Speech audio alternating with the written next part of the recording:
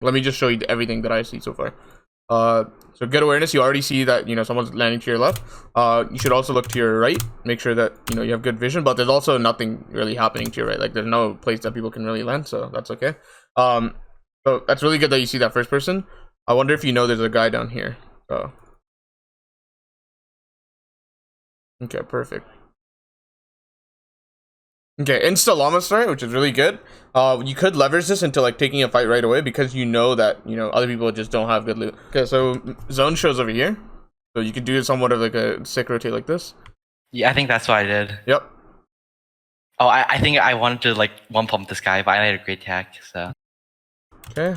I was planning to like full fight that, but then I saw like that other guy came, so I just let them fight. I didn't want to like do a 1v1v1. Yep. And you also have a great tech, so that's a good good reason, I think. It's like, okay, so the decision right there, it completely dependent on each person. So some people would be happy to take that, while other people will not be happy to take that. Does that make sense? So like, you should know yourself as a player and understand, okay, is my fighting skill good enough for this scenario right here? And you should know yourself really well. And if you have the self-awareness to understand, okay, I'm not going to win this fight, then yeah, that the correct decision for you is not to not take that. But for other people who might be like really, really nuts at fighting, like genetically taught, whatever, right? Like they might be insane. In that case, the decision for them would actually be correct to go for that, even though it's at like a 1v1v1, because of the fact that they crack one person and they're on height. So again, not necessarily a wrong decision by you. It's completely up to you whether you want to fight that or not. That's how I see mid-game fights, because a lot of people can push their limits and go for that sort of thing, but you have to remember that some people don't want to do that, like just because they know themselves, they know they won't win that. In that case, then they shouldn't take it. In solo cashcraft, me personally, I actually don't take fights like that either. I'm just like you. Like I just know that I'm way more strong on like game sense and macro and rotates and stuff like that. So I just play to your strengths, right? It's just a very simple statement. Yeah. Exactly what you're doing here. Like this in an alternative universe where you took that fight could be dead right now. We have no idea. Yeah, because like the zone is also a cross map basically. Yep. So like, I love the fact that immediately that you're not afraid to tank Storm, because notice if you're not tanking Storm and you go around here, you might get keyed by this guy. So tanking Storm really good. You're also out of audio range of this guy, so he actually doesn't know you're here. The only way he would know is by looking at you. Anytime you're using a vehicle, it's really important, if you have the opportunity, to stay out of audio range of a lot of people, and most of the time they will never see you. The same goes for cars, obviously. If you go within audio range, like they might not even see you yet, like you're over like up and over a hill, but they know you're there now. So that's gonna create a situation where they can have the opportunity to key you. So watch out for that. God rotate. I mean, like really, really good. Like you started here, you did all the way here. Really, really nice. I got into the boat there because like I heard those guys fighting, so I didn't want them to hear me in a boat and like brief me or something. Same concept. Yeah, that's exactly right. I love that. Yeah. Yeah, it's just like you have what you need for endgame. I'm assuming your cap mats may be missing a little bit of metal, and like you're gonna be chilling. You probably have max metal llama. Yeah. I think I just like needed some wood from that fight, that little skirmish from Gift God. Yep. Yeah, I mean this is perfect. Like, I mean, you're playing really patient. A lot of people would look at this and be like, "Oh my god, you're scared to fight." No, that's not true. We actually had a kid in ET who played bushes, sometimes even without a shotgun, because he's too scared to loot, and he got top 200 in the cash cup. Wow. Like that's what he did, right? And like when he didn't have a shotgun, those games, like he'd be like, "Okay, I'm just gonna play to end game. I'm just not gonna get into close range fights. Like, why do I need a shotgun? I can just tunnel." Like I can just tunnel until I get like top 5. Like that's actually a thing, right? Like, so that's the thing. Like you don't need to like hard W key. Like it's really important that you get consistent placement. That's how you can do well in solo cash cups. Like I'm a placement warrior. Yeah, 100%. So some people are not. Some people are W key warriors, and by all means play to your strength, whatever that is. But just know your limits. Don't full W key until like you die. Like so that's not gonna be good. Center third, obviously really good shot. Like you don't want to stay edge here, because then next zone pulls, and if it doesn't pull on you, it's gonna be really hard because it's really congested zone. If you can get center third right now, it's gonna be really good. What I would say is using metal is here would be good because you're pulling fourth zone.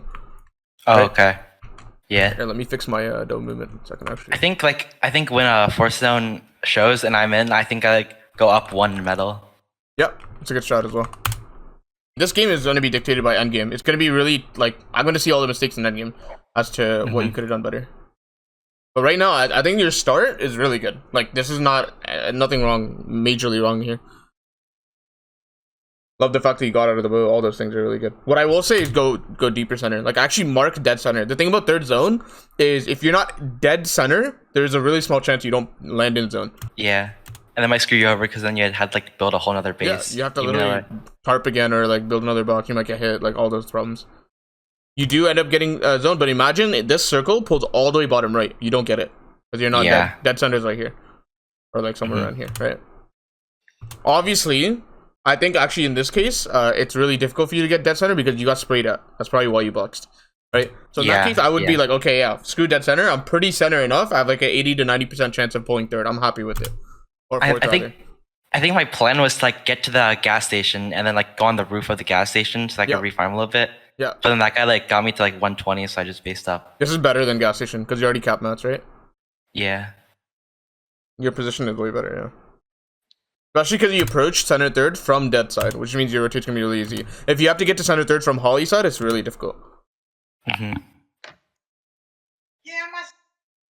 we're about to see some interesting gameplay, and we're about to find out.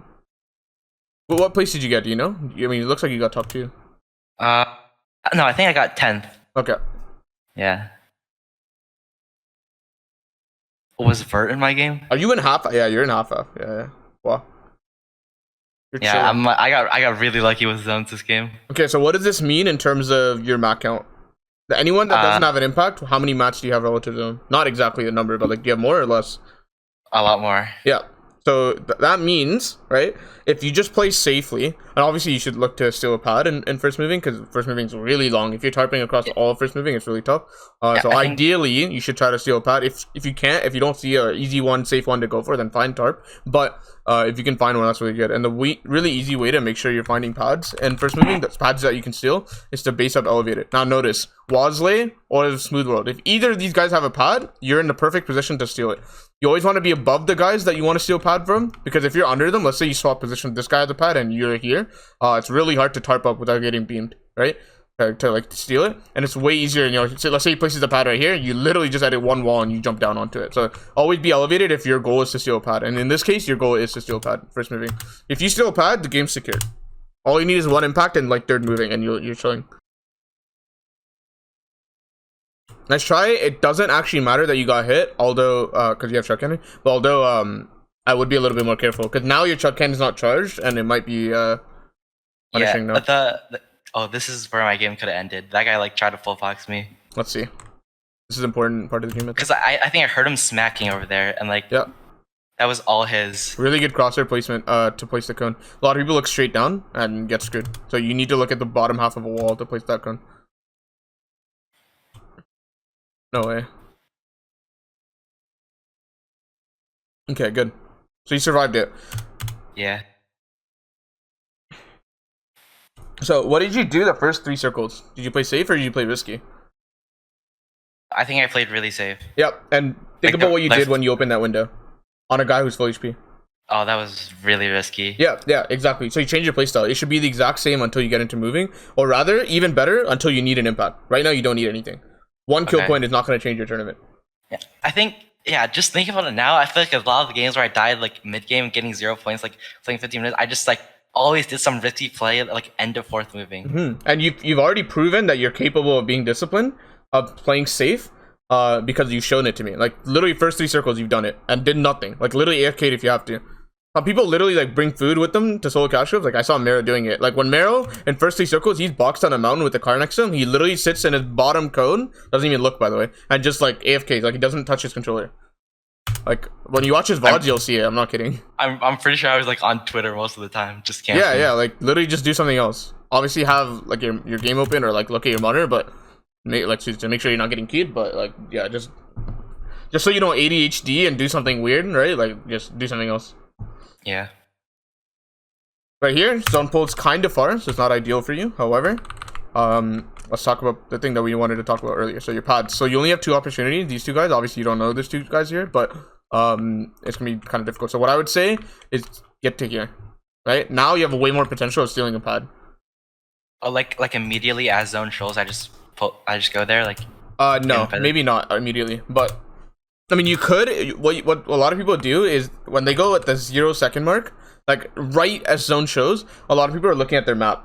right? Because they want to see where zone should. So then they're distracted, and then you don't get AR'd as much, right? Okay. So that's like a really small, tiny window where you can make like a quick movement and rotate. It's not that reliable. It's not like end all be all because some people don't pay attention to the map and they just keep looking, but it can help.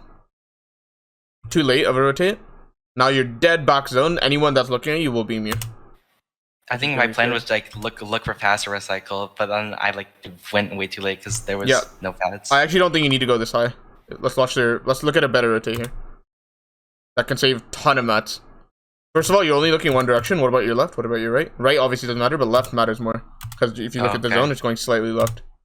Yeah. And you should pay attention to zone. This is way too late, I think. Because this guy on height chose to spray at the guy to your right, but he could have looked at you right here. And if you're gonna go lead, then you have to overbuild. But notice this. You could, instead of being on this layer, if you drop down and then go this way, and just make sure no one's behind you, you should be fine. Low ground's one of the best layers to like traverse first moving, because you don't have to build. Like there's way less LOS. Look at this guy. Like no one sees him except for you. This guy doesn't see him, right? Anyone else back here doesn't see him. So don't be scared of old builds. Sometimes you have to have a really good eye and understand, okay, this is not a box. Like no one's gonna edit on me here, right? Like stuff like that. No one's gonna edit on me here. Clearly there's no one here. Like stuff like that, right? Use old builds to your advantage. They actually help so much. And sometimes even worth it to like pickaxe through here. But now you didn't use any mats, and now you can use the mats here when it's actually dangerous. So think about how many mats you use here. I'll watch it in drone free. Right here. 4 builds. You know what I mean? So that is completely unnecessary. All you need to do is just let yourself fall to the floor, not be scared of the grass, and just walk here. Right? Yeah, like, that makes go sense. through the old builds, go through the dead builds. Like you don't need to place these ramps. Just need to cover your head. Also, elevate. Okay, this is what you need to do. Yeah, perfect. There you go. Good job. Yeah, I think I got really lucky there because like that saved you in terms of your economy. Because now you still have really good mats because you just traverse through like halfway of first moving without using any builds. Love this idea, but there's what did you notice in the game? I think like height would focus me. No, we just saw it in the replay. It's split second, but there's extra loot there. Yep. I think I went back for it later in the game. We need that. Yeah, you need it now. Like, really important that you. I'm more concerned whether you actually realize now rather than whether you get it later by luck. Because then your ability to understand that there's loot here shows me that you have the awareness, like that skill set. The brick is the most important item there. Even, I mean, medkits too. Medkits can help in solo cash. See, like, I think there when I was looking back for it, I was like contemplating going for the loot or not, and like facing up on it. Yeah, so then he went first, and I was. So yeah, what I was gonna say is you need to land here and then tarp backwards to catch. Yeah. You know what I mean? That's a way better move. Because if you notice there's a medkit in there too, you don't actually care about whites. So use your whites as a resource instead of like a health thing. Okay, you need to go up. One thing I'm realizing, because zone goes uphill. If it pulls this way, you're dead. 100%. So instead of landing here, you should land on top of this guy and then start cranking up. Like be above him.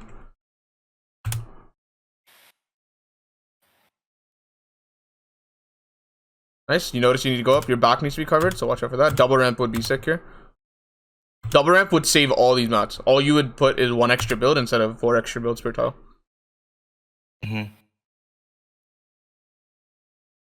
Nice try. You're in zone. Be ready for the worst case scenario pull, which is further out. It pulls back. Notice how, remember in half where you got beamed? Yeah. And the chug cannon like charges? Yeah, the chug now it affects here, right? Let's say best case scenario, you got the kill but you got hit, and then you have to still use your chug cannon. In my opinion, it's not worth it because it's not an impact. It's 1 point for trading your HP, which could now get you killed in endgame because you don't have the 5 charges. So, like endgame, like setting yourself for endgame is sometimes worth it way more than 1 kill. Unless that kill actually gets you the loot. Like getting the loot off of a kill is way like really important. Then it's like worth it, obviously, because the mats you get give you way more point than the actual kill point itself. Hey, you're chilling. I like this play. Oh my god, beautiful. But again, like I said before, lucky. Because you didn't know before. I'm more concerned about the awareness skill. Because then that means in future, when it happens again, you're ready for it. Great play. I'd land right here. This is good too, actually. This is just fun. The tunneling. Yeah, wait. Careful there. Yeah, I wasted too many mats. Yep. Like just random builds everywhere. Yep. I wish I could see your mat count right now, but unfortunately you can't. That's fine. Not your floor, I think. No, I think it is. I'm not sure. Okay, do you have a good sense of how many mats you have right now? Like at the moment? Yeah, I think I was like 200 wood and then like a 50 brick and like 100 metal. Okay. I think I was trying to maybe go for height because I saw that guy was on wood and everything. Yeah. Does this guy look scuffed for you?